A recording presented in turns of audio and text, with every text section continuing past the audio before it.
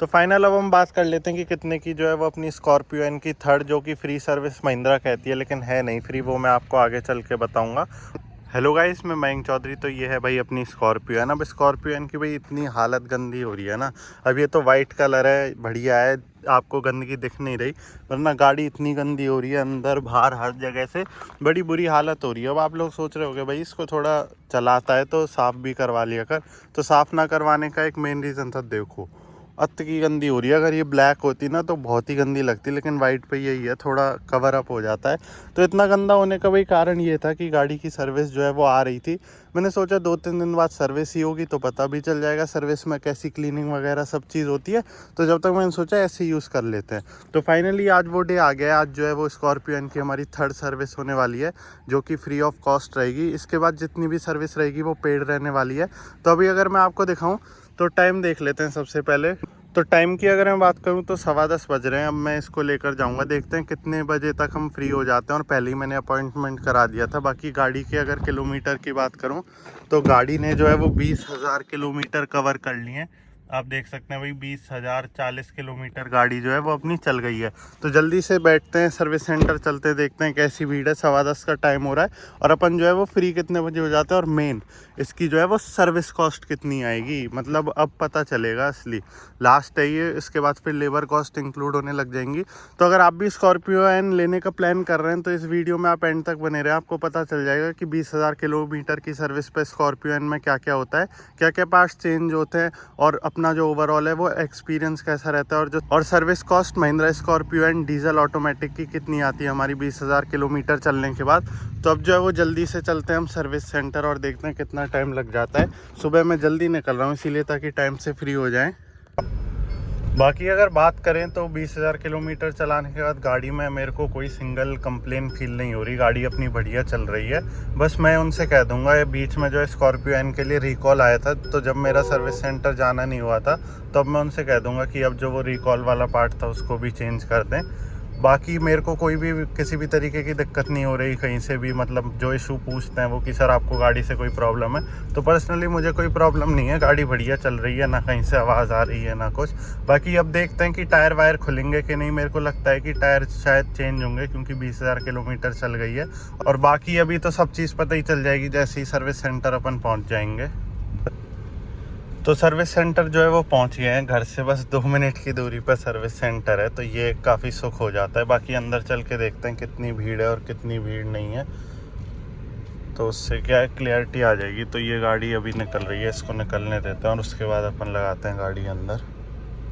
तो सुबह जल्दी आने का सबसे बड़ा बेनिफिट यही होता है कि सर्विस सेंटर जो है वो आपको ऑलमोस्ट खाली मिल जाता है और आपकी गाड़ी जो है वो फटाफट से बे पे लग जाती है। बिना कोई टाइम वेस्ट हुए जो है वो अपनी सर्विस स्टार्ट हो जाती है। आप देख ही सकते हैं सर्विस सेंटर भाई पूरा खाली सा ही पड़ा है। तो गाड़ी की सर्विस जो है वो स्टार्ट हो गई है और आप देख सकते हैं बे पे जो है वो अपनी स्कॉर्पियो एन लग चुकी है। अब सबसे पहला जो पार्ट है वो एयर फिल्टर गाड़ी का चेंज किया जाएगा।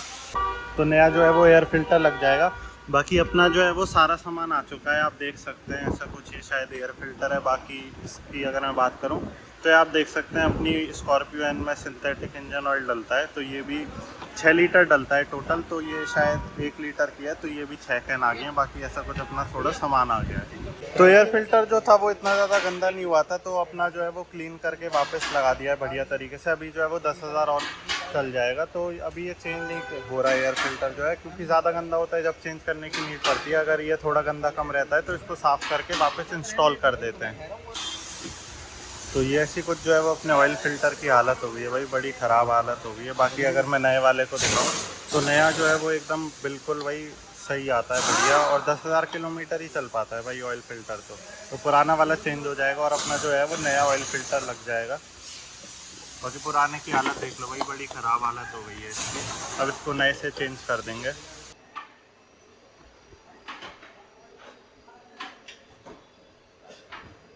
तो इंजन ऑयल जो है वो अपना निकलना स्टार्ट हो गया है। आप देख सकते हैं ऐसी कुछ एक कैन में जो है वो भरा जाता है। बाकी जब तक मैं आपको अंडर बॉडी हालत दिखा देता हूँ भाई स्कॉर्पियो एन की अपनी कैसी हो रखी है।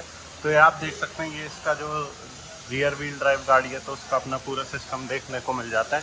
बाकी आप देख लो नीचे से सही है भाई। इसमें एंटी रस्ट कोटिंग जो है वो मैंने करा ली थी जब गाड़ी ली थी, बस ये है कि थोड़ी सी गंदी हो रही है, वो अब वॉशिंग में जो है वो अच्छे से क्लीन हो जाएगी। बाकी अपना एयर फिल्टर और ऑयल सब चीज़ चेंज होने वाली है। तो अभी कुछ ऐसा टाइम नहीं लग रहा मेरे को, 11 बज गए और बहुत फास्ट हो रही है अभी तक तो सर्विस। अब ये देखते हैं कि मेन यहाँ से वॉशिंग पर कितने टाइम तक पहुँच जाती है गाड़ी। तो फाइनली अब जो है वो अपना इंजन ऑयल डल रहा है। स्कॉर्पियो एन में जो है वो भाई 6 लीटर इंजन ऑयल से काम, और अपनी जो है वो सिंथेटिक डल रहा है इसमें। और ये 1 लीटर की ऐसी कैन रहती हैं, ऐसी भाई 6 लीटर डल जाती हैं, तो बढ़िया रहता है एकदम। बाकी ये सिंथेटिक वाला है, मतलब नॉर्मल जो आता है ये उससे महंगा वाला है और प्रीमियम है, बढ़िया रहता है भाई फ्यूल इकोनॉमी के लिए। इस पर भी लिखा हुआ है अपना महिंद्रा का ही आता है ये। से सर्विस होना स्टार्ट हो गई है। बाकी एस्टिमेट देखकर मेरे होश उड़ गए। अब मैं आपको वीडियो के एंड में बताऊंगा कि क्या एस्टिमेट था, क्योंकि सही में मतलब अब इतनी महंगी सस्ती वो मैं एंड में बताऊंगा, लेकिन होश उड़ गया भाई सर्विस एस्टिमेट देख के। बाकी ऐसा कुछ वेटिंग लाउंज है, काफ़ी प्रीमियम वेटिंग लाउंज है और काफ़ी ज़्यादा बड़ा भी है, टीवी वगैरह सब चीज़ एसी वगैरह लगा हुआ है। तो ये काफ़ी अच्छी हॉस्पिटैलिटी है महिंद्रा के थ्रू। बाकी सभी गाड़ियाँ सर्विस हो रही है, आप देख सकते हैं काफ़ी अच्छे से। इधर पूरा ट्रांसपेरेंट एरिया दिया गया है ताकि आप जो है प्रॉपर अपनी गाड़ी की सर्विस देख सकें। टायर भी जो है वो ओपन हो गए हैं। बाकी आप डिस्क की हालत देख लो, डिस्क की कुछ ऐसी हालत हमें देखने को मिली है भाई। मुझे तो देखने में सही लगी है 20,000 किलोमीटर में, और नहीं मुझे कुछ ब्रेकिंग वगैरह में दिक्कत आ रही थी।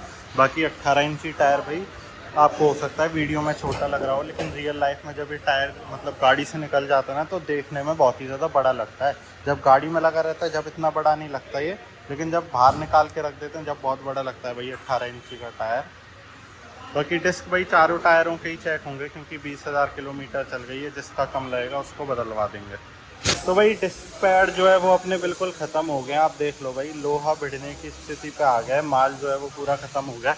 और दोनों टायरों जो पीछे वाले हैं ना अपने भाई, वो ख़त्म हो गए हैं बिल्कुल। तो भाई इसमें अपन जो है वो चेंज करा रहे हैं, क्योंकि फिर अपन को ब्रेकिंग एकदम गाड़ी की जो है वो परफेक्ट चाहिए, कोई भी किसी भी तरीके की दिक्कत नहीं चाहिए बाद में, क्योंकि ब्रेकिंग जो है वो एकदम अच्छे तरीके से लगनी चाहिए।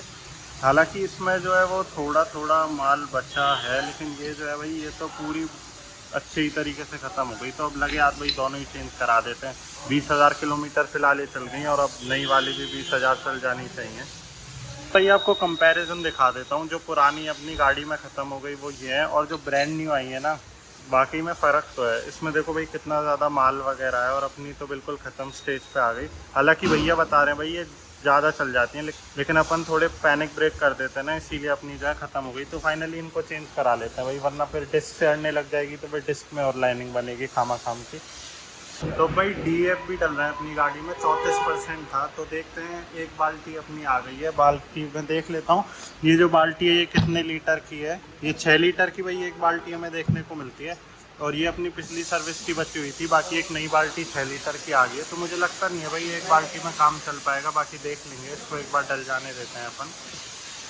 तो कूलेंट के साथ साथ गाड़ी का ब्रेक ऑयल भी जो है वो टॉप अप हो रहा है, क्योंकि मतलब अभी डिस्क पैड वगैरह भी चेंज हुआ है, तो इसीलिए इसको भी टॉप अप करना जो है वो ज़रूरी है, ताकि भाई अपनी एफिशिएंसी बनी रहे। इसके मार्क लेके रहता हूँ, तो हम जो है वो रिफ़िल कर सकते हैं। हालांकि ब्रेक ऑयल तो भाई थोड़ा सा ही डलता है, देखो आप इतनी छोटी सी डिब्बी में आता है, और ये जो है वो अपना डल जाएगा।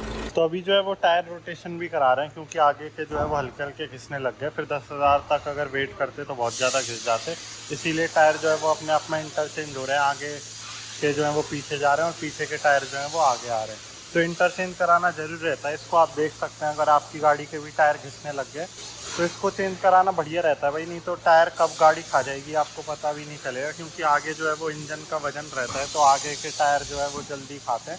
तो इसीलिए पीछे के से इंटरचेंज हो जाते हैं, तो बात बराबर पड़ जाती है। तो अपनी गाड़ी के भी जो टायर है वो इंटरचेंज। तो टायर रोटेशन का काम होने के बाद गाड़ी जो है वो रोड टेस्ट पे आ गई है। रोड टेस्ट करना इसीलिए ज़रूरी है कि कहीं से किसी भी तरीके का अलाइनमेंट वगैरह आउट तो नहीं है, और कहीं भी मतलब एक साइड गाड़ी भाग तो नहीं रही। तो वही टेस्ट करने के लिए गाड़ी जो है रोड टेस्ट पे आ गई है। रोड टेस्ट हमने करा तो गाड़ी में कोई भी किसी भी तरीके की दिक्कत नहीं थी भाई, एकदम बढ़िया चल रही थी। मतलब ऐसा नहीं था कि टायर रोटेशन होने के बाद जो है वो अलाइनमेंट आउट हो गया हो, या फिर गाड़ी कोई एक ही साइड जा रही हो। तो रोड टेस्ट एकदम अपना बढ़िया रहा। उसके बाद हमने फिर भी अलाइनमेंट करा लिया, क्योंकि गाड़ी जो है वो अपन को एकदम परफेक्ट चाहिए थी। तो अलाइनमेंट भी कंप्लीट होने के बाद अब नॉर्मल जो है वो अपनी सर्विस कंप्लीट हो गई है। गाड़ी वॉशिंग पे आ गई है। अब जो है वो कार को अच्छे से वॉश हो जाने देते हैं।